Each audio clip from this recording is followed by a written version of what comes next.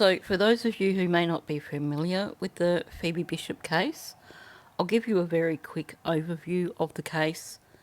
There is a playlist if you wanted to go back and have a look at the playlist and get more details. But in essence, Phoebe was a 17-year-old teenager from Queensland in Australia, and she went missing in the middle of May this year. She was meant to be catching a plane from Bundaberg to Brisbane and then all the way over to Western Australia, and she had planned on going over there to visit her boyfriend. She never made it to the airport, and police allege that on the 15th of May, her two housemates, Tanika Bromley and James Wood, were responsible for making her not alive. They were actually spotted on CCTV on Airport Drive, and it is alleged that that is where something happened leading to Phoebe no longer being alive. They then took her body out to Goodnight Scrub National Park, where they hid it, and then they returned 3 days later and moved her body again. They were subsequently arrested in early June, I think, from memory, and then Phoebe was found on the 6th of June. Both Wood and Bromley are facing a charge of M, as in the charge of making a person no longer alive, and also with 2 counts each of interfering with the body of a person who is no longer alive. More recently, a third person was arrested in connection with what happened to Phoebe, a man by the name of Kieran Middlehauser. He will face court on August 25th, and I have an article which I will go through after I've discussed Wood and Bromley, which clarifies how he came on the scene. This was an article that was actually published a number of weeks ago, but with all the stuff going on with the Maddie Soto case, and with a few new cases jumping up, it kind of got put on the back burner. Didn't get put on my pinboard in terms of videos that I need to do, and I overlooked it until today. So yesterday's hearing, which was the 11th of August, was another mention at the Bundaberg Magistrates Court. Tanika Bromley was listed for yesterday morning, and James Wood was listed for yesterday afternoon.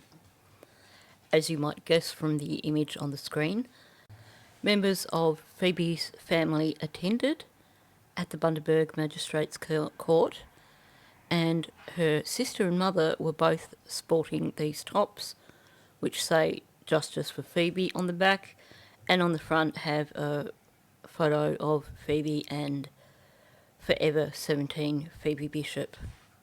Now, for anyone who's not familiar with the Australian justice system, it does tend to move at a snail's pace.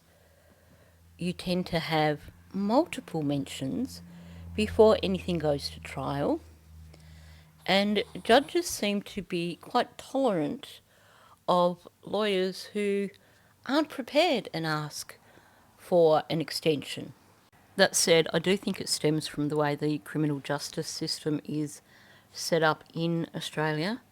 So it's a little bit similar to the American justice system in that you do have a public prosecutor, but in this case the public prosecutor is attached to the state police. So you have a police prosecutor, meaning that obviously that individual has a massive caseload. It's not like a private lawyer who is able to choose what cases they take and what they don't. But it appears to me that because they are employed under the whole state police umbrella, that they don't have nearly the amount of staff that you see in terms of public prosecution in the United States. And of course, for a regional area like Bundaberg, then this is a much bigger caseload than what staff there would normally have. So while it is frustrating, it is also understandable that there are going to be delays in this case. So let's start with Tanika's hearing first. So that was in the morning yesterday. Because she is currently in Brisbane, in the Brisbane Women's Prison, which is, I think it's about 40 minutes away. Correct me if I'm wrong, Queenslanders. She appeared via video link. She had the 3 charges that I mentioned earlier in the video, but she also has 7 unrelated weapons charges, which she's also facing. With regards to them, her bail was revoked, which is, basically just dotting your I's and crossing your T's, because of course no one's going to post bail and let her out because of these bigger charges. So the prosecuting attorney hadn't actually finished a brief of evidence, claiming complicated factors. It could be because of the additional arrest of Kieran Mittelhauser, because it could also relate to things such as delays with finding a cause of death, given the complicated scene where they found her remains. It could be all manner of things, or it could just be that that is a good way of saying they just didn't have enough time to put the brief together. And to top it off, apparently the officer who was working on that is going to be on leave from the end of this month. However, apparently the police prosecutor, Senior Sergeant Andrew Powis, said that a partial brief would be provided before the officer went on leave. Like I said, things don't happen fast here in Australian courts. It's probably also worth noting here that, unlike some other legal systems, magistrates and judges, they're not elected in any way. It's essentially a promotion. So they are promoted to the position.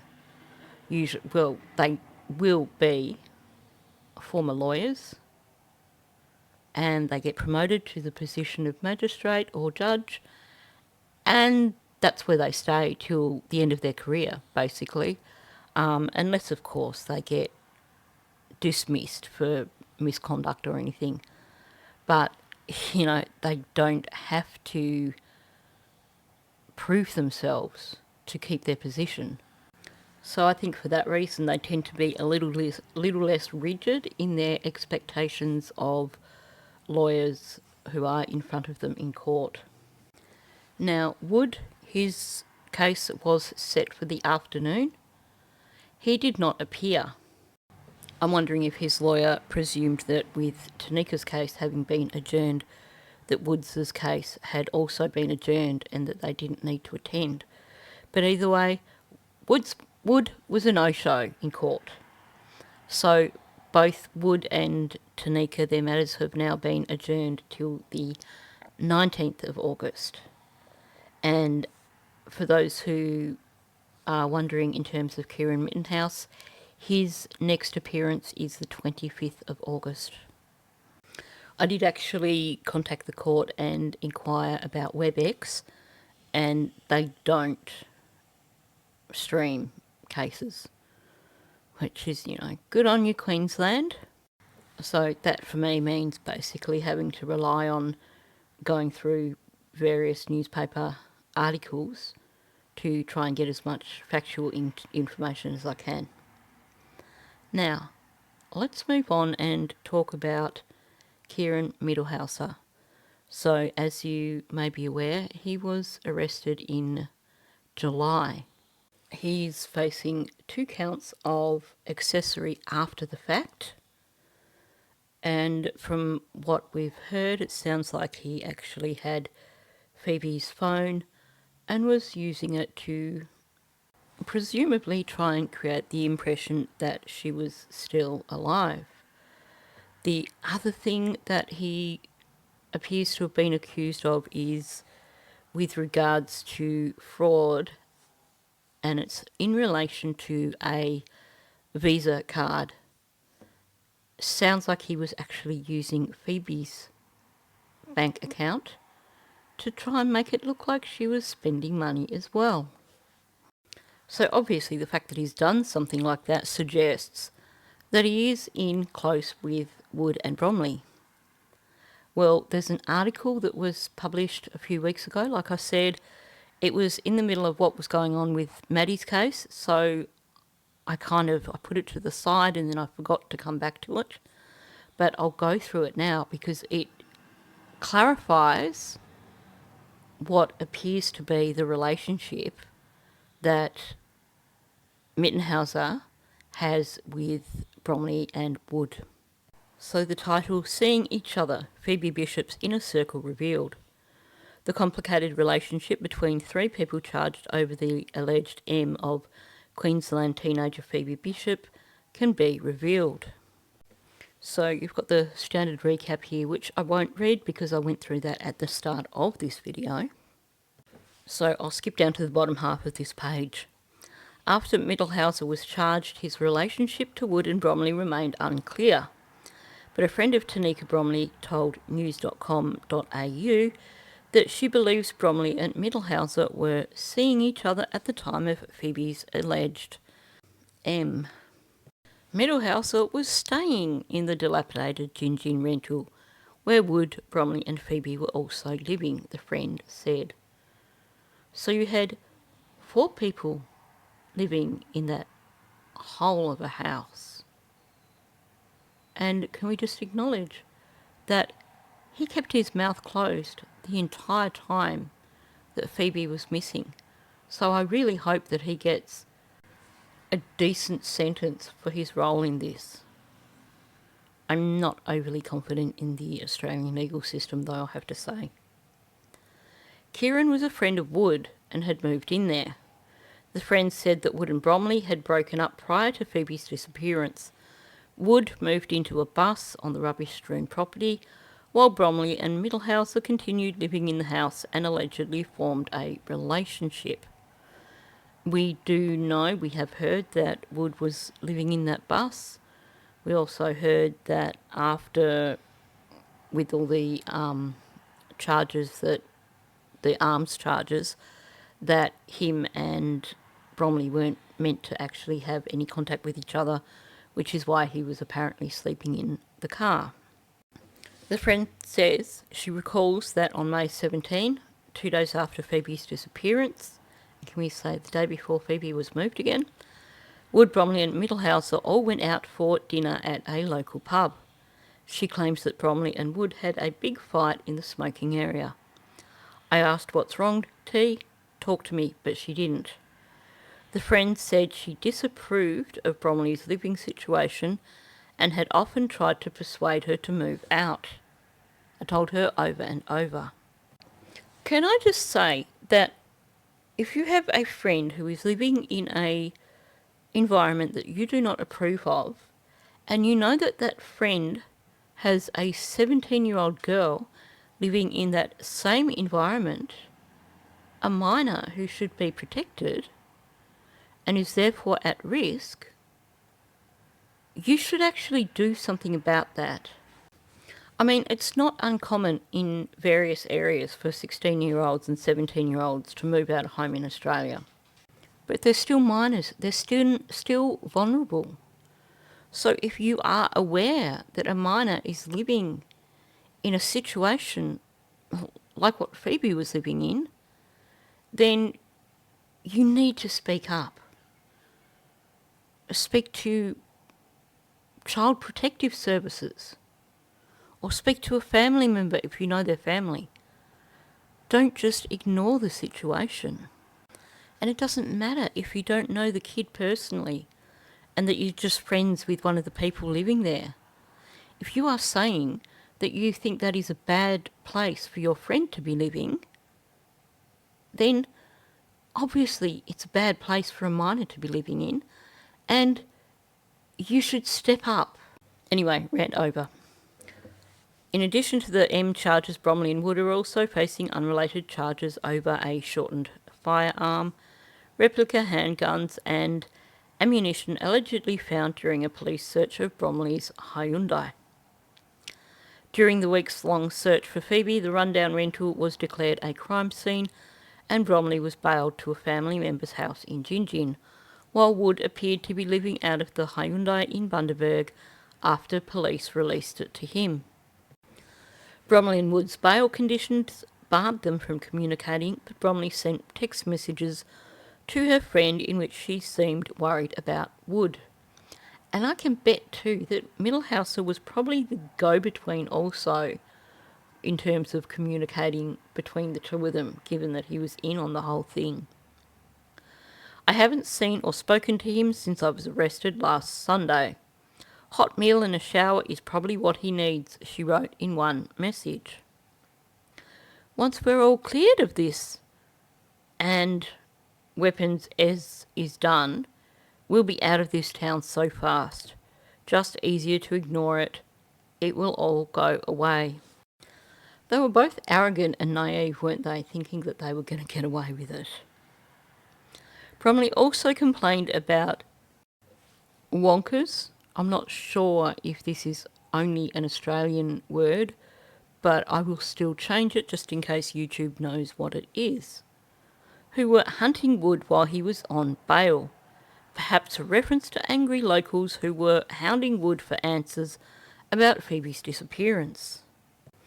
It's ridiculous what they're doing to him, and I can't even help. Because of bail conditions, I'm not even allowed to talk to him. So obviously, even though the pair of them were broken up, they were still thick as thieves. Both were arrested on the night of June 5th, a day before detectives found Phoebe's body near Goodnight Scrub National Park, south of Gingin. The friend described Bromley's decision to shack up with Wood in about November 2024 as a mistake. Tanika was never like that with her house. The friend also did not approve of Bromley's new relationship with Middlehouser, a Bundaberg local. I used to go around there a lot because I felt sorry for those young boys and for Fee. Wood, Bromley and Middlehouser are all being held in jail on remand. And I'll just mention too that they've got Wood and Middlehouser in separate jails. So Wood is in the Brisbane Correctional Centre and Kieran is at the Arthur Gorrie Correctional Centre, which is in Ipswich, which is 40 minutes west of Brisbane, so quite a distance from where Wood is being held. Like I said, this is an older article, so Wood and Bromley did appear in court on August the 11th, now they're back in court on the 19th, and Middlehouser is due to appear on the 25th.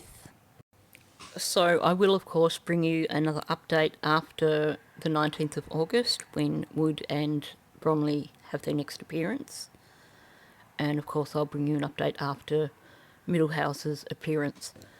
I'm umming and ahhing on whether or not to buy the audio for their arrest appearances because it's $50 or nearly $50 pop for each. I know there was information given, but I'm thinking maybe I should just hang on and save my money for purchasing audio for down the track when there's more information being given at hearings. I have to say, I wish Australia would catch up with the United States and have more of their courts using WebEx to stream hearings. Victoria does a much better job than Queensland of that. As many of you may know, I'm following a case down here in Victoria, which is the Patrick Stevenson case. He is accused of causing Ballarat mother Samantha Murphy to be no longer alive. They yet to find Samantha's remains. We're now, probably 18 months on. But he is accused of that, and thankfully his hearings have actually been streamed via WebEx. And on that note, I really must check to find out when his next hearing is. So that's all I've got for you today for Phoebe's case.